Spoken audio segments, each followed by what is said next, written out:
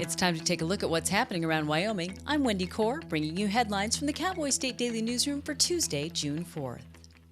An 83-year-old South Carolina woman visiting Yellowstone National Park was gored by a bison Saturday while hiking the Storm Point Trail at Yellowstone Lake. Cowboy State Daily's Greg Johnson reports that the bison lifted the woman at least a foot off the ground with its horns.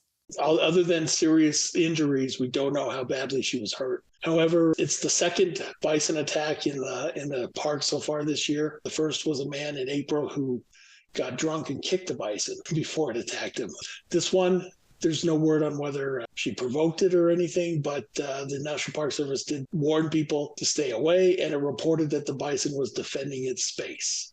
The elderly woman in Saturday's attack sustained serious injuries and was airlifted to Eastern Idaho Regional Medical Center in Idaho Falls, Idaho. The Wyoming legislature wants electric and plug-in hybrid vehicle users to pay their fair share, and for the second straight year is considering a fuel tax for EV owners fueling up at high-speed charging stations in the state. Cowboy State Daily's Leo Wolfson reports that EV drivers right now pay no state fuel tax, the largest source of revenue the state taps into for maintaining roads. Electric vehicles are not taxed at all by the state on their consumption currently. They do have to pay a $200 licensing fee when they are registered in the state, but as far as after that and its ongoing use as far as taxes, there's no charges at all. And the state of Wyoming and the Wyoming Department of Transportation are trying to recoup these costs. The tax of 4 cents per kilowatt hour would only apply to level 3 DC fast chargers, such as the Tesla supercharger stations. It would not include level 2 public charging facilities that are more common in homes, restaurants, hotels, workplaces, and other public locations, such as malls and parking garages. Campbell County, located in the heart of the coal-rich Powder River Basin, plans to trim spending by more than $25 million in anticipation of a prolonged coal bust. Energy reporter Pat Mayo says the cuts come as the Bureau of Land Management proposes to stop coal leasing on public land. It's bad news because they get a lot of ad valorem revenue out of that, and they use it to fund their budget, right, for the county. They're already getting on top of it. I mean, they're cutting their budget by 3% in anticipation that they're going to be losing revenue, and services get cut, everything from, adult treatment to child services to the recreation center. All that stuff is up for grabs on cutting. Campbell County has been here before, as has Wyoming. As the heart of the Cowboy State's coal-rich Powder River Basin, the county is a canary in the coal mine to predict the health of the local and state economies. Jackson Hole Mountain Resort's new $8 million planetarium was unveiled this weekend, and even Bill Nye the Science Guy was among the highly impressed attendees. The giant 1-meter telescope is the second largest in Wyoming, and business reporter Renee Jean was there to experience the giant telescope's grand opening. You think it's immovable because it's so freaking big. And then you're standing there and you're getting used to its non-movingness, and all of a sudden it kicks into play and it starts swinging around, and it's like, oh my gosh, the aliens have just landed and taken over. I literally saw people jump back when the thing started moving, and they're like eyes as big as quarters.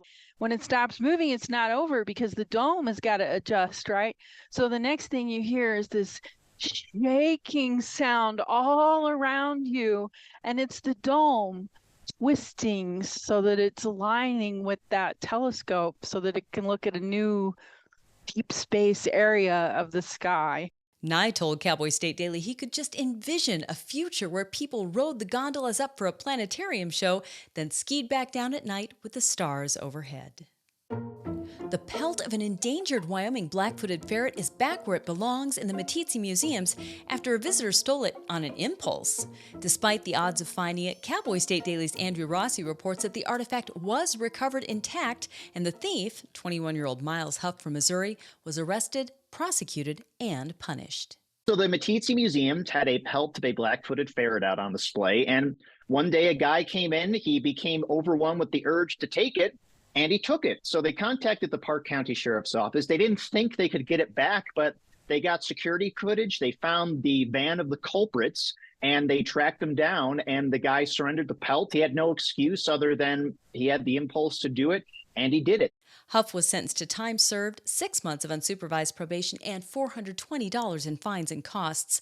That's a small price to pay, especially considering that if he had taken the stolen pelt of an endangered species across state lines, he could have been charged with a federal crime. And it was a close call, but Tater, a black Labrador retriever, got into some meth last week while he and his owner were playing fetch at a park in Gillette. Tater survived, but his owners told Cowboy State Daily's Claire McFarland that he was wired out of his mind with his tail wagging 1,000 miles per hour. They got him into the vet there in Gillette, and the vet called for a drug test. His blood tested positive for methamphetamine.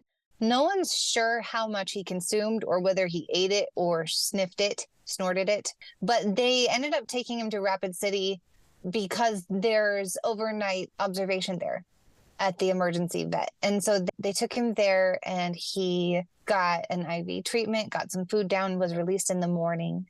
By Friday morning, Tater was still lethargic from being sedated, but he'd had an IV flush and had both food and drink.